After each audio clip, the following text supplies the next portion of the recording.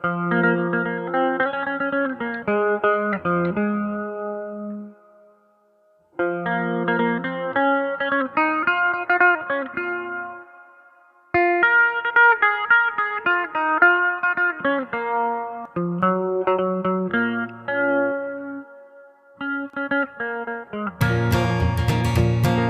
old cowboy went riding out one dark and windy day. Upon the ridge he rested as he went along his way, when all at once a mighty herd of red-eyed cows he saw plowing through the ragged sky and up a cloudy draw.